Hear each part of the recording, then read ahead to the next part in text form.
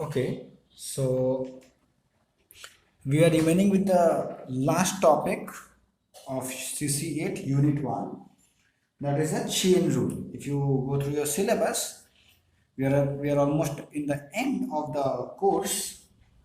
So the last topic that is remaining is the chain rule. So composite function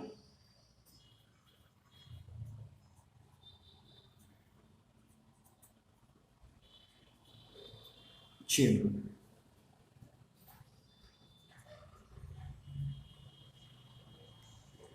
So you have definitely heard of chain rule before, and you have actually heard of this chain rule since class 11, right?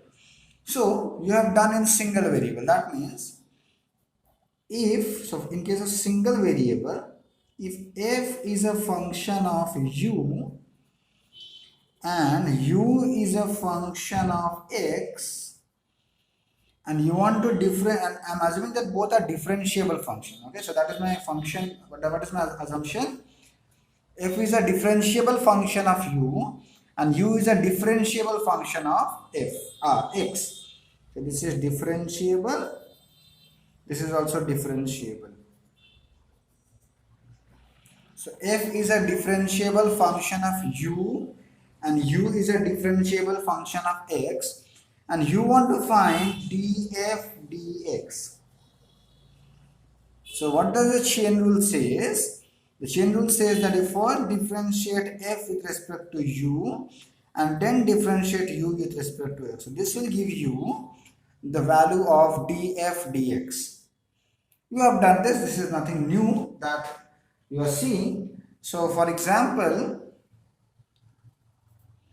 if f equals to u square and u equals to 2x cubed plus 4, then if I ask you to find df dx, what is your answer? You will first differentiate f with respect to u and then you will differentiate u with respect to x. What is df du? That is 2u. What is du dx? That is 6x squared, and this is 0, right? So this is 12u x square, or what is the answer? You can put the value of u. So 12x square into 2x cube plus 4. So you already know this chain rule before. So then the natural question that arises is there any chain rule for multivariable functions as well? Suppose f is a function of u and v, and u and v are both functions of either x alone or x or y both. Then is there some chain rule? The answer is contained in this theorem. So you do the first theorem, which is called as the chain rule theorem. So this will give you the idea of chain rule in case of multivariable functions. So what is the theorem? If f is a differentiable function, so remember I have to take a differentiable function. I have to take a differentiable function, otherwise chain rule will not make any sense, because you have to first differentiate f. But if f is not differentiable, how can you talk about df du or something like that? So if f is a differentiable function of two independent variables,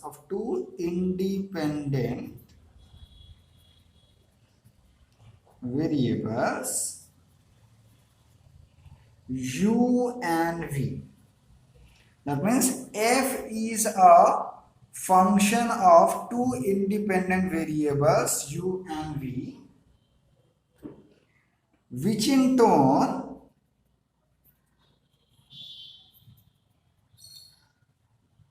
are functions of, so u and v are in turn, which in turn are differentiable function of of one independent variable say x. That means f is a function of u and v, and what do I say? Yeah, and u and v are differentiable function of one independent variable x. Then f is a differentiable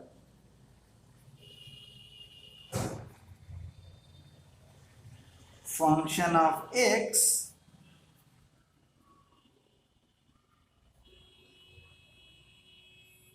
and we have, what do we have? Let's see. And we have, so my target is to find df dx. So df dx can be written like this: del f del u into du dx. So be very careful where I am writing this, where I am writing d, plus del f del v into dv dx. This is the extended chain rule in case of multivariable functions. This is the extended chain rule in the multivariable, in case of multivariable functions. I'll explain once again. Okay, I'll even do the proof of this theorem, why df dx can be written like this.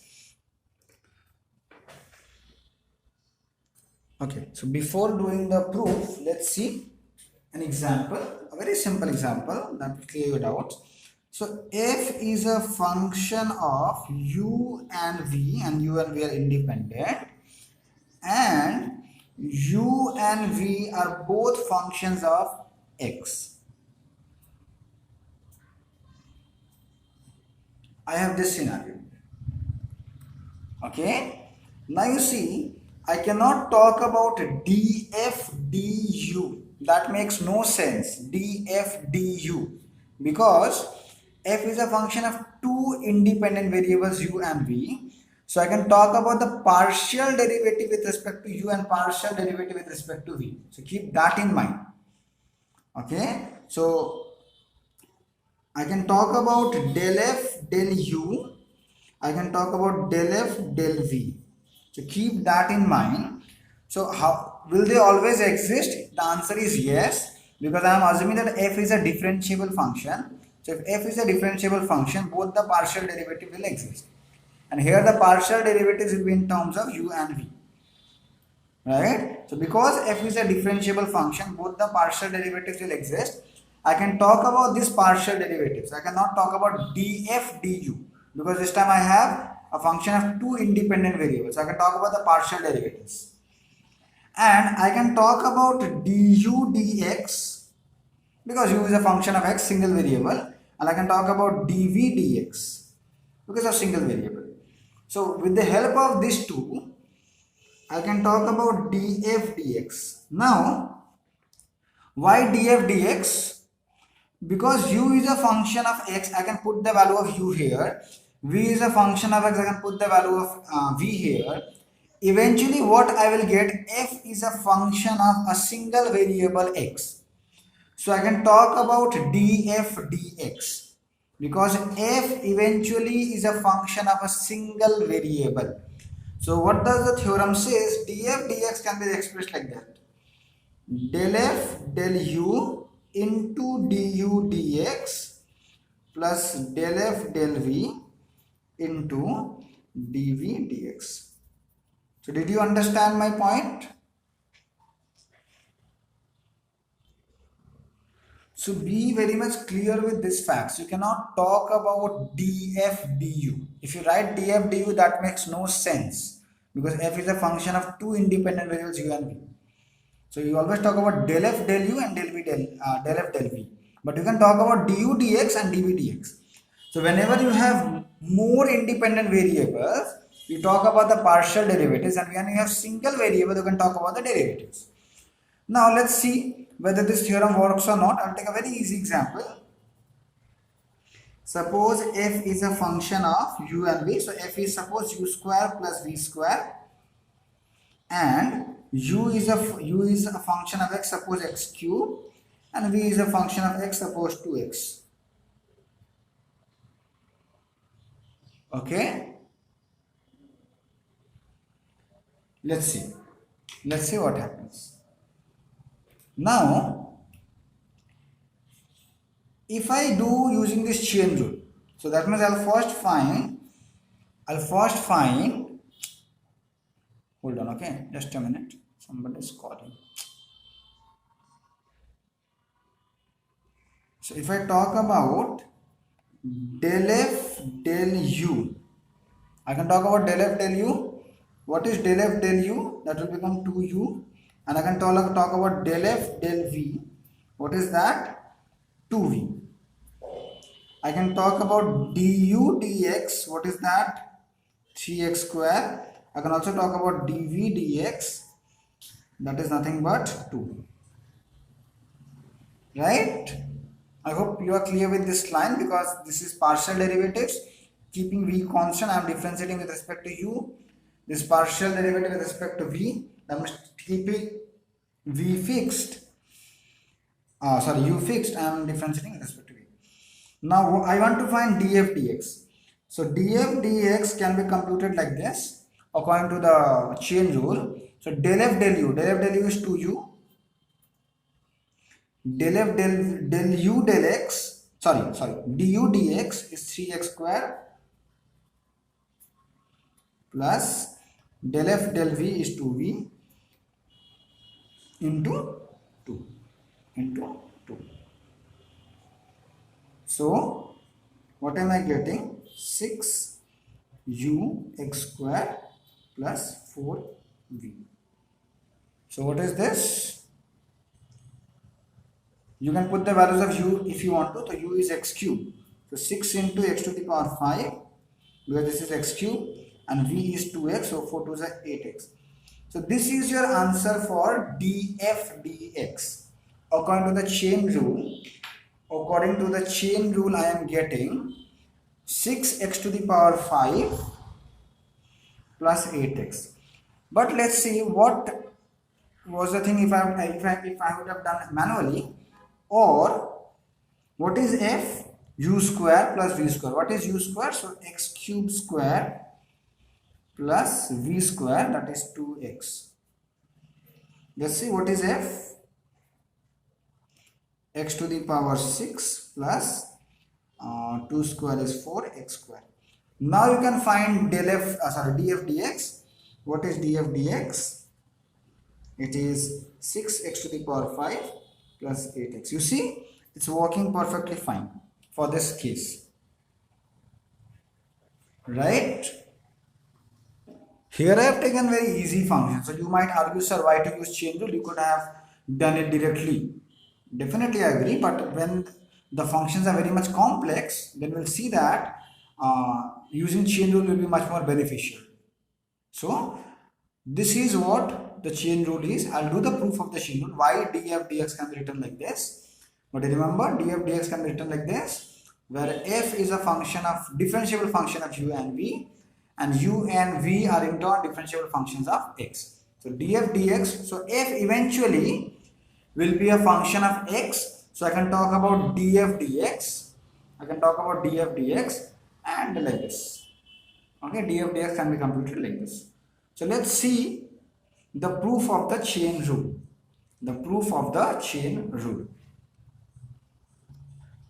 So proof of the chain rule. Let me do the proof here. Okay.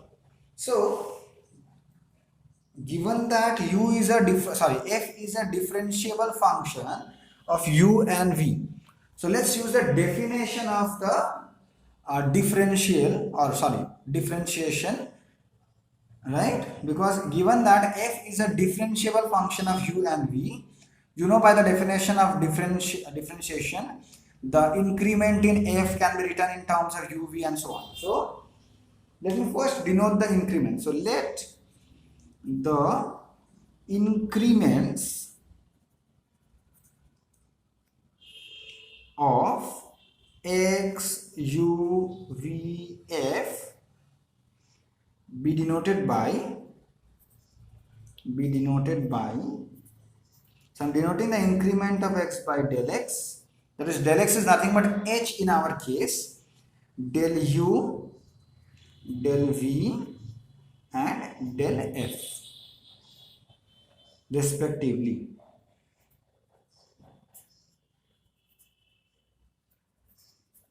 So you remember, to talk about the differentiation, I have to take some increments. I'm taking the increments like this. In the previous case, we are taking increment as h, k and so on, but here we are denoting it by del x, del u, del v, del f. Okay, all the increments. So let's use the fact, since f is a differentiable function of u and v. So try to understand my point. There we had done in terms of x and y. Here it is a differentiable function of u and v. We have this condition, you know, when a function is differentiable, what can be written as? The increment in the function can be written as a times, let me first write it down somewhere.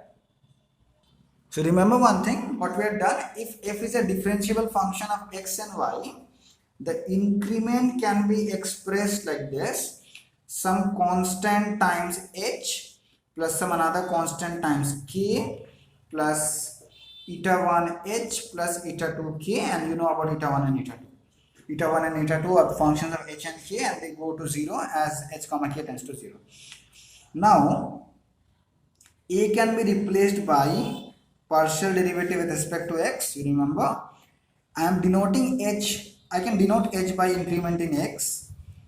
I can denote b by fy. If you remember, if the function is differentiable, a and b have these values already proved. Increment in y like this, eta 1 del x plus eta 2 del y. So the increment can be expressed in this manner. The increment can be expressed in this manner. Now remember, everything is same here. Instead of x, we write u and v. So what can del f can be written as, delta f can be written like this, no? In terms of u and v. That means fu, that means del f by del u. Del x will be replaced by del u because the variable here is u and v, plus del f del v,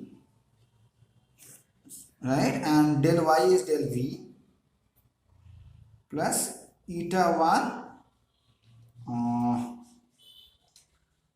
del u plus eta 2 del v. Did you understand my point or no? So I have just changed some notation. So the increment in the function can be replaced like this. You know about eta 1 and eta 2, so where eta 1 comma eta 2 both go to 0 as h comma k to go to 0. So h here is del u and k here is del v, they go to 0 comma 0. So this we know by the definition of the differentiation in case of multivariable functions. Now I will divide both sides by del x. So the increment in the x is not 0. I will divide by del x. So therefore, in this equation I am dividing by del x both sides because I want to talk about df by dx. So del f by del x equals to, so this will become df by du into del u by del x plus del f by del v into del v by del x, not del, this is I have del plus I'll write it different color then, plus not write it here, I'll write it here, plus eta 1 del u by del x plus eta 2 del v by del x. So what I have done, I have divided both sides by the increment in x. I have divided both sides by delta x. I have divided both sides by delta x.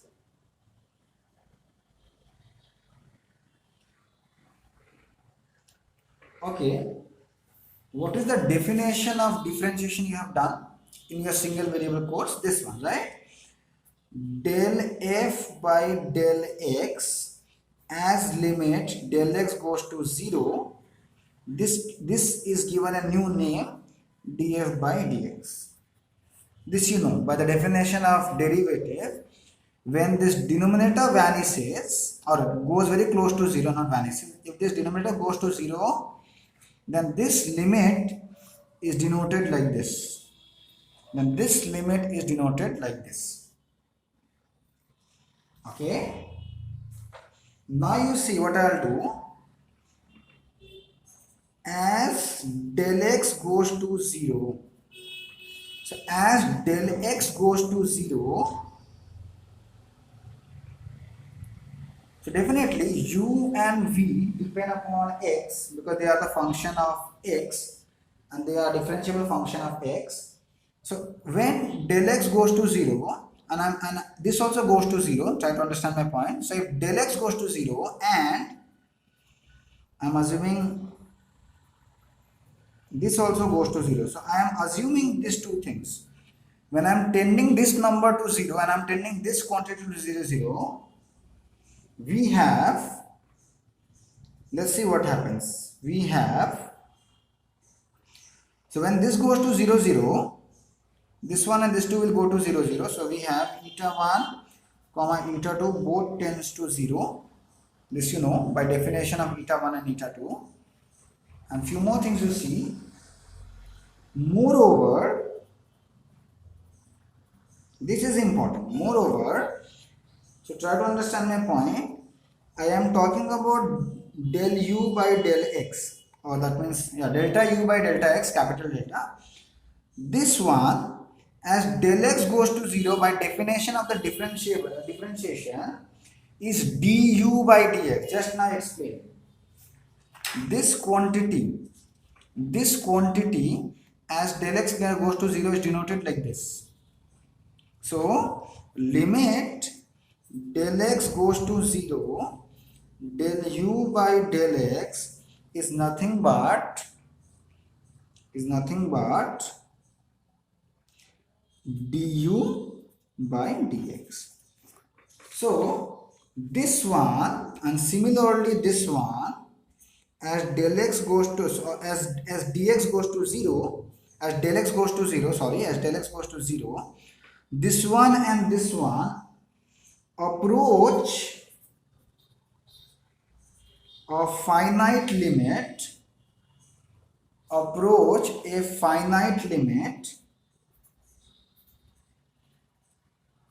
So this can be replaced like this by the definition of differentiation and dv dx. And why they are finite? Because in the theorem, in the hypothesis, they have given that u and v are differentiable functions of x. So both u and v are differentiable. So both of these quantities exist finitely. That is the definition of differentiation. So they approach a finite limit this and this. The reason is this: since u and v are differentiable functions of x. So I'm going to explain this part. I have just divided by del x both sides. Now as del x goes to 0 and this goes to 0, so when they go to 0, this is 0, this is tending to 0, this is tending to 0, and as del x goes to 0, this quantity and this quantity approach to du dx and dv dx, and both are finite. Why finite? Because both are the differentiable functions of x. So try to understand my point. So when I am taking this condition on both sides, so this is a finite number, this is a finite number, and this goes to 0, this goes to 0. So this will go to 0. This will go to 0, right? And when del u goes to 0 and del x goes to 0 as del x tends to 0. So this will go to du dx and this will go to dv dx. Did you understand my point? One thing I should change, I should not write as del x tends to 0 and no, not and, because if this goes to 0, this will go to 0. Okay. Now, you see one thing. Yeah, so I will take del x tends to 0 both sides. So this is going to 0, this is going to 0, you know.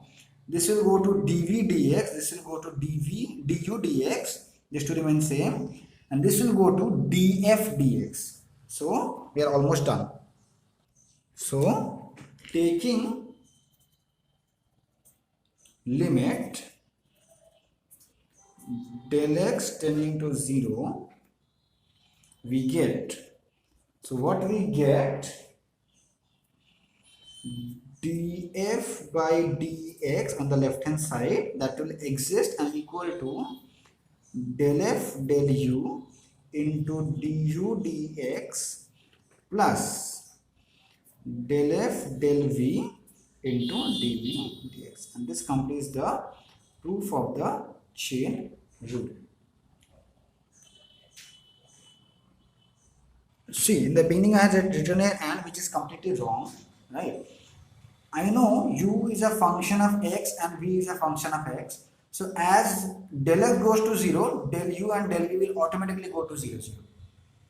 Right? That because u depends upon x and v also depends upon x. So the change in x is very small, then the change in v will also be very small and the change in v will also be very small. Okay?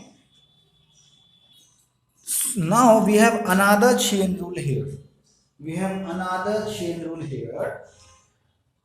You might be thinking why, so I'll tell you why. So what is another chain rule here? F is a function of u and v, u is a function of x and y, and v is a function of x and y.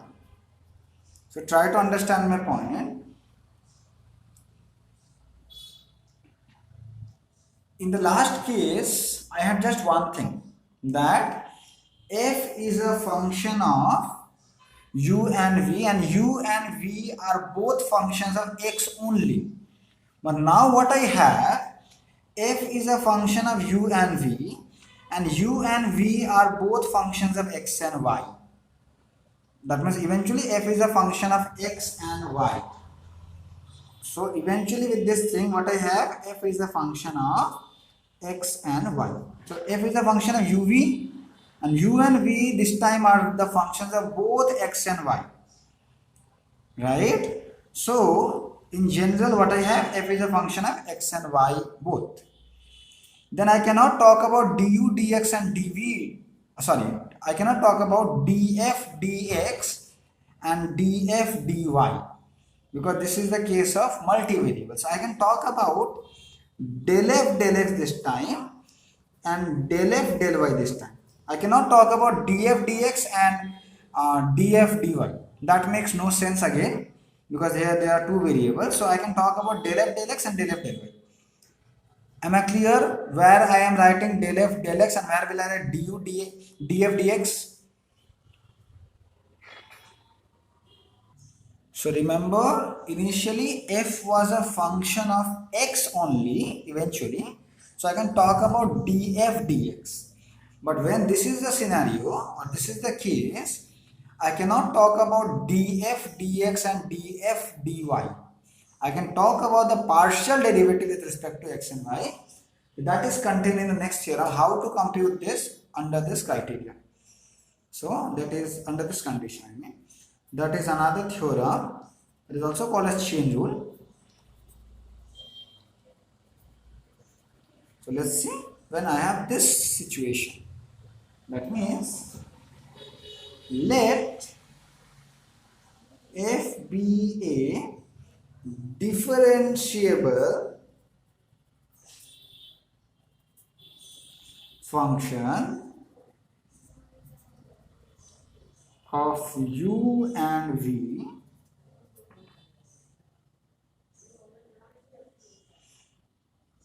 and u and v are differentiable functions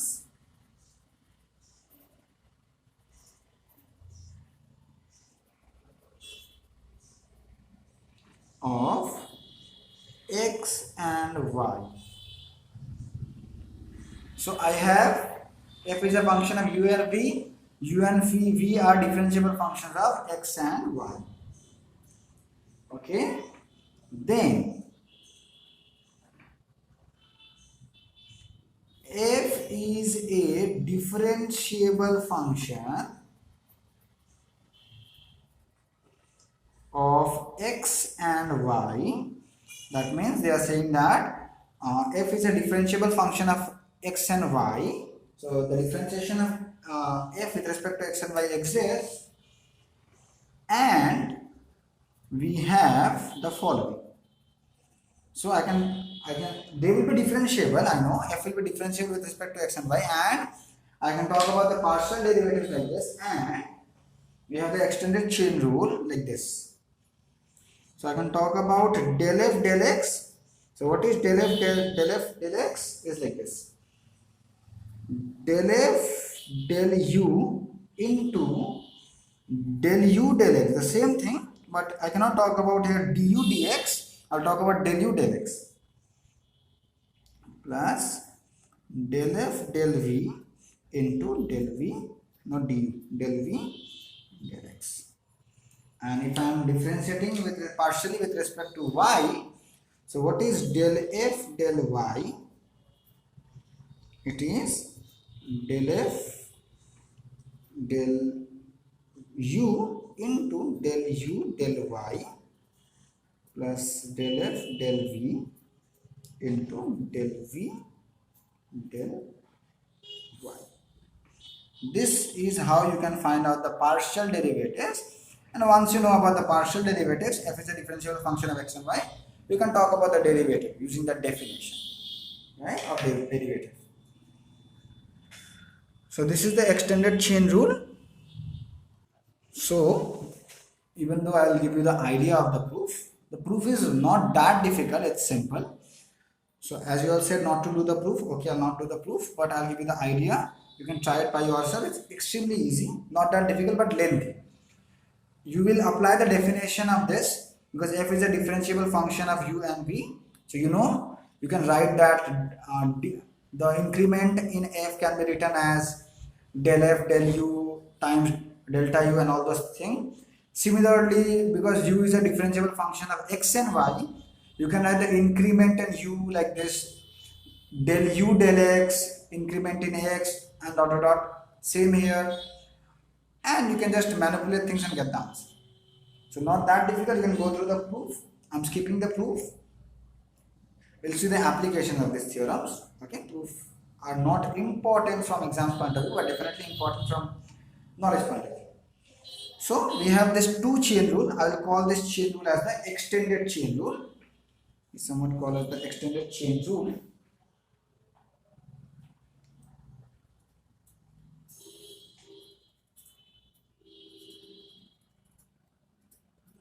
So don't get confused where to write df dx and where to write del f del x. Be very much clear with that. Okay. Remember the formula for total derivative or total differential. So what was the form of the total differential? It was like this. df can be written as del f del x dx plus del f del y dy. So this was the formula or the definition of differential of f. This is known as differential of f. Now the theorem is very interesting. So invariance, that means that does not change. So invariance of the form of first differential. This is known as first differential, by the way. This is the first order because you can talk about second order also. I'll tell you the meaning of this. Invariance of the form of the first differential.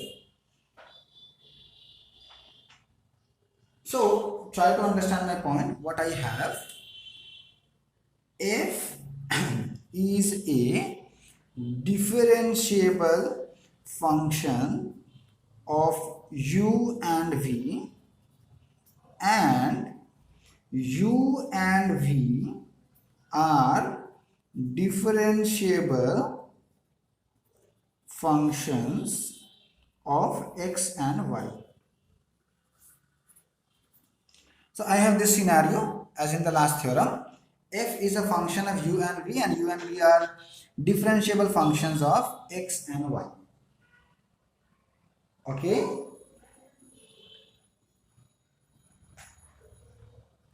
Then by the previous theorem,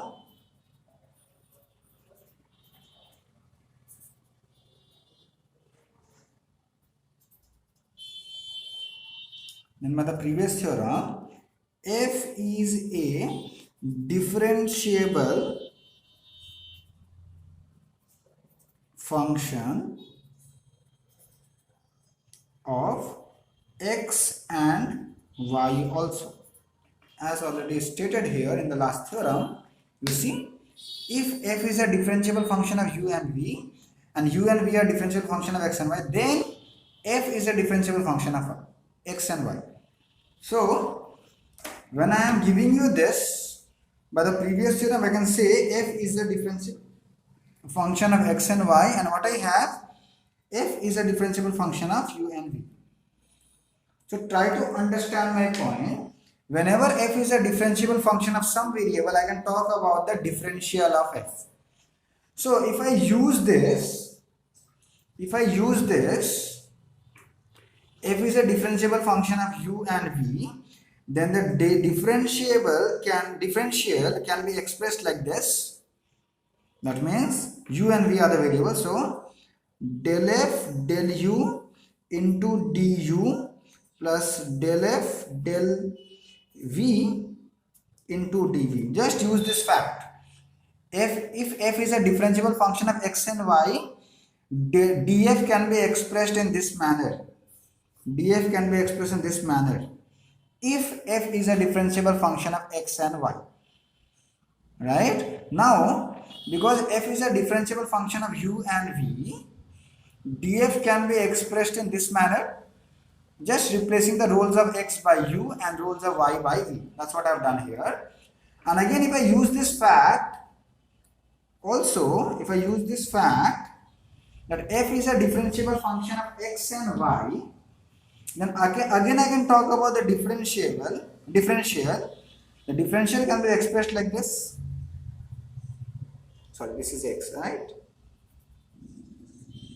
Del f del y into dy. Because f is a differentiable function of u and v, I can express differential like this, and because f is a differentiable function of x and y, I can express differential like this. Am I clear up to here?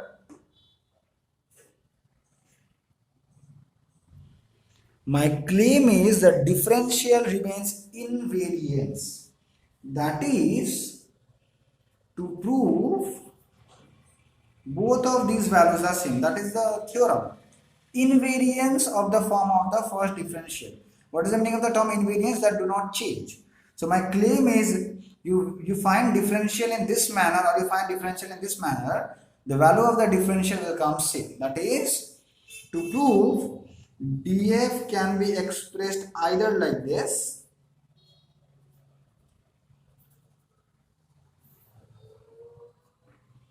sorry, this is u, and this is same as this. I want to prove that both the values of the differential will give you the same result, same answer.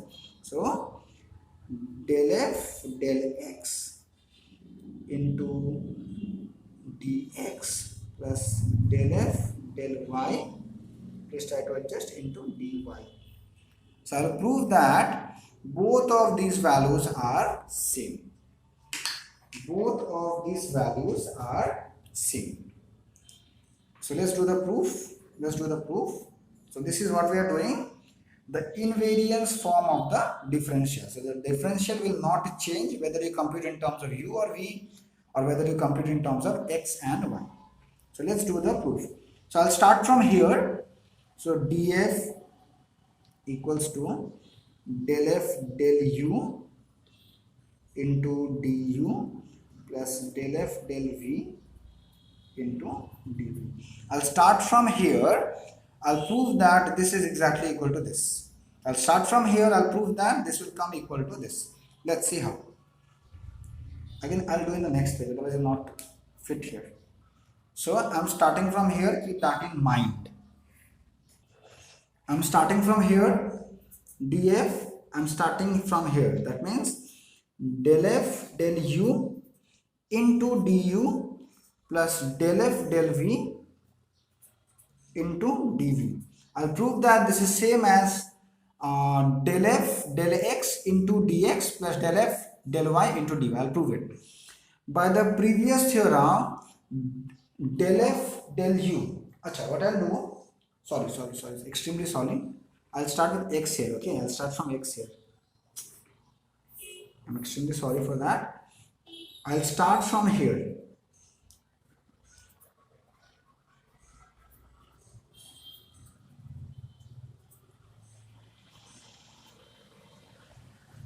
Okay, I'll start from here.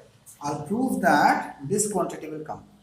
I'm starting from here. Okay, I'm starting from here. I'm showing that this is same as this. Not understanding? Hold on.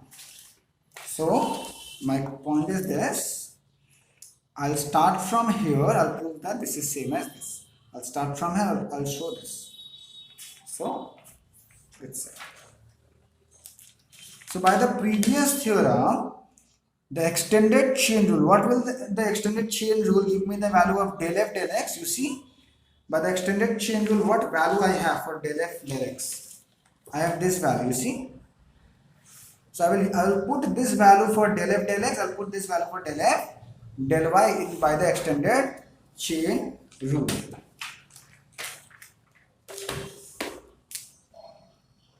So del f del x is nothing but del f del u into del u del x plus del f del v into del v del x.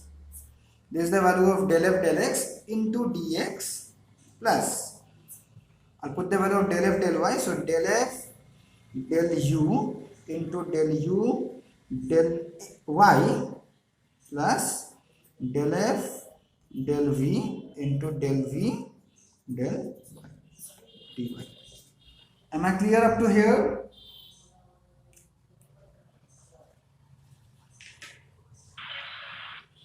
Okay.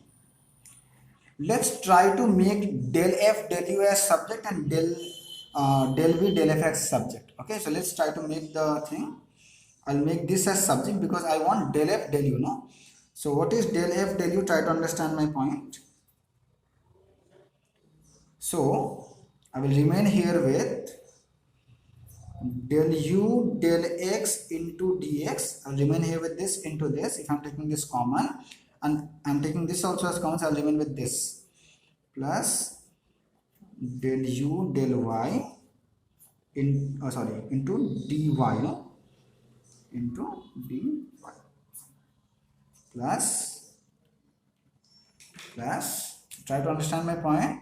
I'm taking these two common after multiplying, so plus del f del v is common. So what I am remaining with? Del v del x dx plus